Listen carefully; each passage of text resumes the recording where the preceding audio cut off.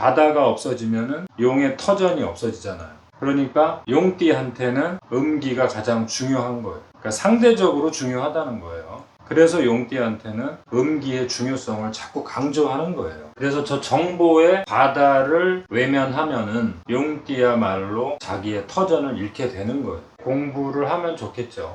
이것은 평생 하시는 게 제일 좋겠죠. 다음을 한번 볼게요. 그래서 제가 여기 정리를 해놨어요. 용띠 주의할 점, 행동과 실천하는 힘이 있기 때문에 이 양기의 측면은 고민하실 필요가 없어요. 더 중점으로 둬야 될 게 이쪽 음기예요. 올바른 정보를 받아들여야 된단 말이에요. 그래서 그것을 우리가 음기라고 한단 말이에요. 현실에서 인간 세상에서 음기라는 것은 정보나 자료라고 생각하시면 돼요. 강력한 양기를 활동력, 외부 활동력으로만 쓴다면 용띠가 제대로 승천할 수 없다. 승천할 수 없다라는 게 일을 좀 더 수준 있게 더 만들어갈 수가 없다. 이런 뜻으로 이해하시면 되겠죠. 자, 한번 다음을 볼게요. 용띠의 에너지를 만남으로써 봄이 자연스럽게 마무리되면서 여름이라는 계절로 자연스럽게 넘어갈 수 있단 말이에요. 이러한 다양한 능력을 가진 진토를 화개살의 능력이라고 기억하시면 더 좋겠죠. 그래서 여기 제가 그림을 그려놨어요. 용이라는 그릇은 진토라고 하는데 이 진토를 항아리라고 한번 생각해 보세요. 이 항아리에 뚜껑이 이렇게 있어요. 그래서 이 뚜껑을 개라고 그래요. 뚜껑 개자를 쓰고 그 다음에 이 안에 다양한 재능과 능력을 화라고 그래요. 이 화는 아주 번영된 에너지란 뜻이에요. 이것을 뚜껑에 덮어 놓았다. 그래서 어느 시기가 되면은 이 뚜껑이 열리겠죠. 그동안 감춰놓았던 모든 용띠의 재능이 마구마구 튀어나올 거 아니에요. 어떠한 예술의 경지에 올라 있을 것이고 문화적으로도 완성된 모습을 보여주시겠죠.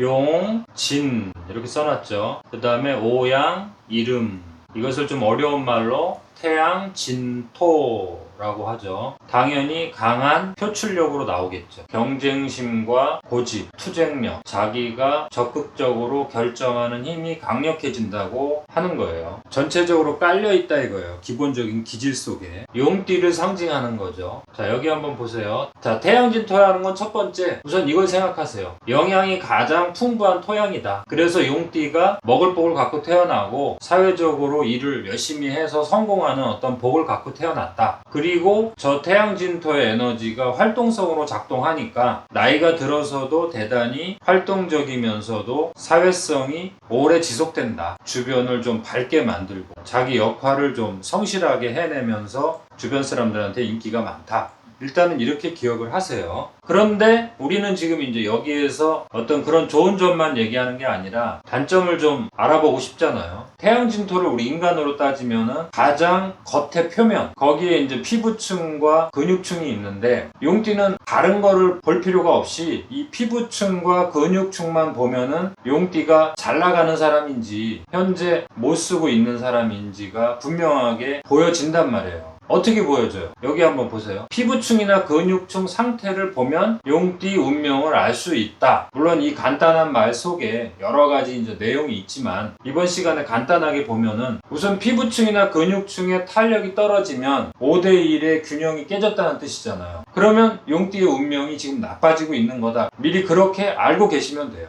그 다음에 3번 보세요. 건조해지면 뭐예요? 음기가 지금 안 올라오고 있다는 뜻이잖아요. 그러면은 5대1 비율이 깨졌다는 뜻이니까 지역으로 따지면은 모래사막이 되어 간다는 거예요. 모래사막이 되면 용이 거기서 인기가 없잖아요. 그러니까 건조한 지역에서는 용이 마음 놓고 놀 수가 없잖아요. 구름이 없으면 용은 마음 놓고 놀 수가 없단 말이에요. 그러니까 자연계에서는 그 구름을 용이라고 그냥 직접 대입하셔도 돼요. 그러한 세상이 열리면 비가 내려서 만물이 잘 자란단 말이에요. 그것이 그 용띠의 에너지를 설명하는 거예요. 그게 이제 우리 인체로 따지면 그 사람의 운명을 그 사람 몸속에서 마음속에서 살펴보는 게 제일 좋겠죠. 그랬을 때 용띠는 다른 걸 보지 마세요. 피부층과 근육층을 보셔서 그 피부의 습도, 촉촉한 정도, 그 광채가 나는 정도, 그 다음에 근육의 탄력, 이런 것들을 보시면 이걸 금방 알 수 있단 말이에요. 용띠가 승천한다는 것은 일을 잘 진행한다, 이런 뜻으로 해석하세요. 5대1의 비율이 깨지면 용띠가 승천할 수 없으니까 그 사람은 이미 일이 꼬이고 있다는 뜻이겠죠. 태양진토의 모습, 태양진토라는 게 어렵게 생각하지 마시고 피부와 근육이라고 보시면 돼요. 그래서 용의 운명이 지금 나빠지고 있는지, 제대로 지금 운명을 끌어당기고 있는지 피부하고 근육을 우선 보세요. 물론 뭐 눈썹이라든가 콧대를 보는 방법도 있어요.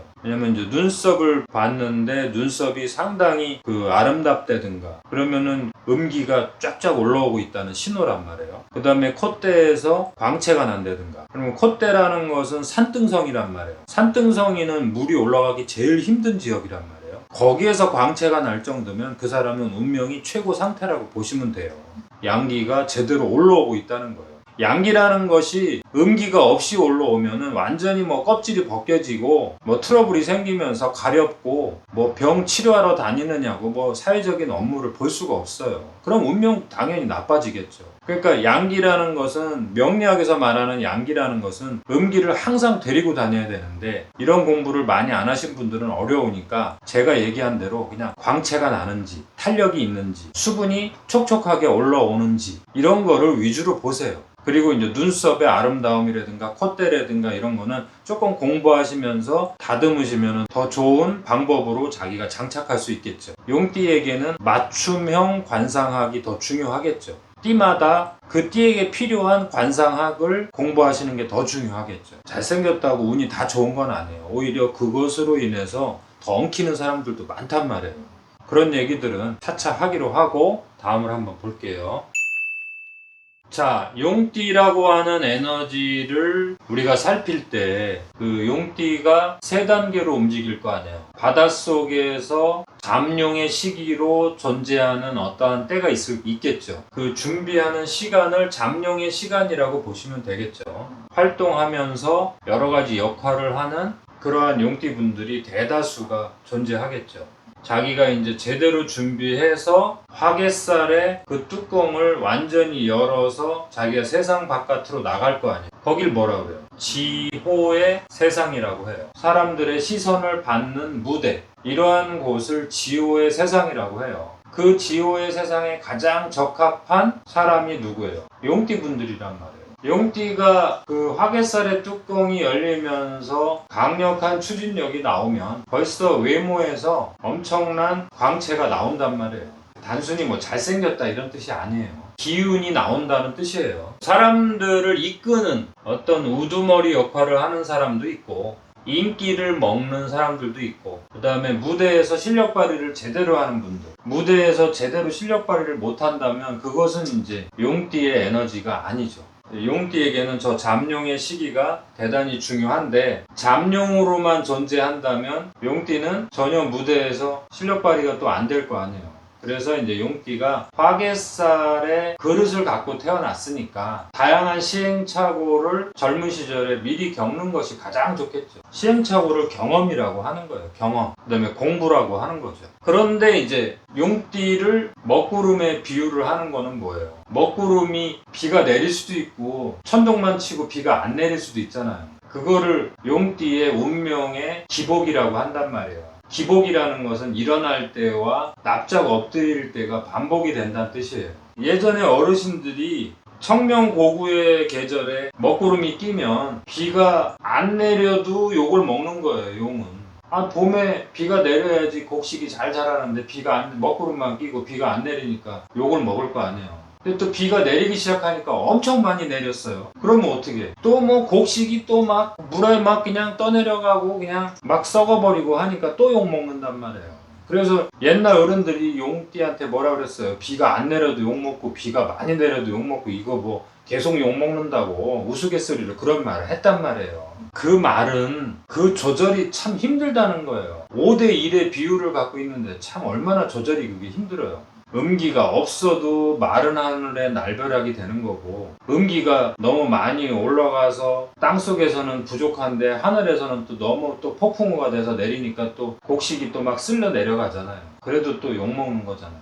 그 조절이 참 힘들다는 거예요. 그래서 제가 여기 써놨어요. 승천해서 얼굴에서 광채가 나는 순간 뭐가 생겨요? 여기 써놨잖아요. 경쟁자가 또 그만큼 센 놈이 생긴단 말이에요. 그래서 시기 질투의 대상이 또 된단 말이에요. 그래서 용띠 여러분이 정말 세상에 요긴하게 쓰여서 정말 대단한 리더, 대단한 우두머리가 나온다면 적극 환영할 일이지만 그분이 자칫 경쟁에 휘말릴 경우에 시기 질투의 대상이 돼서 한순간에 폭풍과 돼서 날아갈 수도 있다. 이런 부분들을 얘기해 주셔야 돼요. 자, 그럼 어떻게 해야 돼요? 잘 나갈수록 자기의 존재감을 과시하지 말고 자기의 역할을 자랑하지 말아라. 겸손하고 자기 자신을 낮춰라 이거. 자, 이런 기술이 용띠에게 있으니까 또 이렇게 하라고 그런 거지. 전혀 없는데 이런 말을 하겠어요. 용띠 자체가 화개살의 에너지를 갖고 태어나기 때문에 그 감추는 기술이 분명히 있단 말이에요. 겸손한 기질이 분명히 존재한단 말이에요. 그래서 이것들이 잘 나갈 때는 잘 발휘가 안 될 수 있을까봐 미리 걱정이 돼서 얘기해 주는 거죠. 명리학에서. 제가 여기 써놨죠. 자신을 감추는 기술을 뭐라고 그래요? 진이라고 한단 말이에요. 진, 용진. 용진자를 별진자라고도 하는데 그때 별진자라는 뜻은 보이지 않는 별이에요. 분명한 별인데 별은 별인데 우리 눈에 보이지 않는 별이 얼마나 많겠어요. 그러한 역할을 해라 이거예요. 별이 얼마나 화려하고 얼마나 누구나 다 볼 수 있는 위치, 우두머리가 되잖아요. 그럴수록 보이지 않는 별이 되라. 이것은 위대한 용띠일수록 가장 높은 자리에 있는 용띠일수록 명심하셔야 돼요. 위대한 지도자나 위대한 리더, 기업가, 사업가 이런 사람들은 대중을 행복하게 해주고 대중을 살려주는 강력한 힘을 갖고 태어난단 말이에요. 자, 이런 분들이 세상을 더 멋지게 만들어내셔야 되잖아요.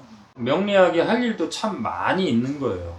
점점점 공부하면서 작게는 자기 자신 조금 더 확장해서 가족, 그 다음에 내 주변의 사람들한테 조금이나마 우리가 조언을 해줄 수 있을 거 아니에요. 자, 그러한 실력이 조금씩 늘어나기를 기대해 볼게요. 자, 다음 시간에 뵐게요.